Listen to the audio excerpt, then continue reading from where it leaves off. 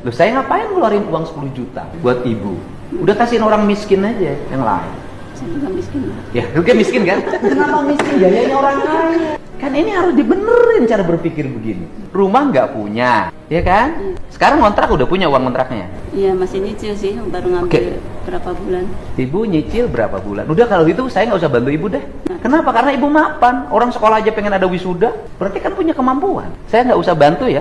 Enggak gitu Pak, kan saya waktu dibikin video TikTok itu kan captionnya itu kan bukan untuk meminta kerohiman atau apapun. Saya itu cuma minta keadilan aja. Kan minta adil apa? Waktu digusur itu tuh nggak ada musyawarah, cuman ada satpol PP datang, cuman Pertanyaan, ngasih. Anda tinggal di tanah orang. Saya balik pertanyaannya. Tinggal di tanah orang lain harus bayar nggak sama yang punya tanah? Bayar. Kalau saya balik nuntut, Pemdanya suruh minta tagihan, dihitung berapa tahun ke belakang bayar tiap tahun. Ya Bapak kan bisa lihat dulu latar belakang saya. Misalnya saya miskin atau enggak, terus mampu bayar Ya enggak? kamu miskin nggak? Iya, Miskin. saya mengakui. Kenapa miskin? Pengen hidup bergaya, sekolah harus ada perpisahan. Ya kan kamu merasa miskin. Kenapa orang miskin nggak prihatin? Gini Pak, mohon maaf ya Pak ya.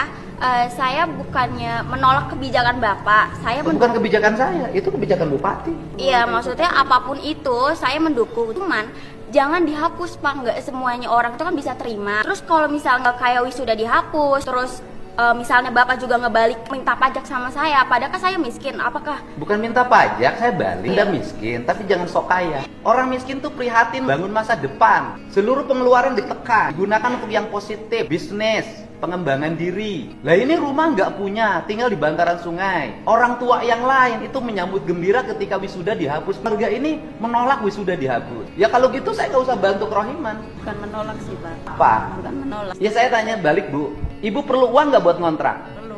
Kalau ibu buat ngontrak aja nggak punya, ngapain protes-protes wisuda harus ada? Kan logikanya harus dipakai. Hidup tuh jangan sombong gitu loh. Ibu buat ngontrak aja nggak punya, tapi ibu merasa bahwa wisuda lebih penting mana? Kontrak untuk tempat tinggal apa wisuda? Tempat tinggal, Pak. Iya. Anda teriak-teriak nggak punya untuk ngontrak, tapi satu sisi anaknya protes harus ada wisuda. Saya kan pusing dengerinnya. Ya. Ini kan ibunya mendukung. Iya, iya.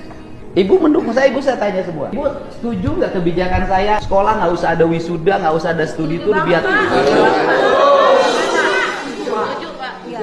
Pembebannya orang tua. Lah kemarin kan ada yang nangis tuh di podcast saya di TikTok saya ada kan, karena tidak mampu bayar 5,4 juta. Loh, saya ini sayang sama rakyat. Ini rakyat Jabar nggak akan berubah nasibnya kalau nggak dirubah pola hidupnya. Artinya gini loh, kan banyak akibat kebutuhan saya ini nanganin udah ratusan. Untuk biaya wisuda pinjam 2 juta ke Bank Emok. Iya, Bang Emok Pak. Banyak yang begini. Jadi ada Ini yang kan Bang Bank Emok. Emok semua.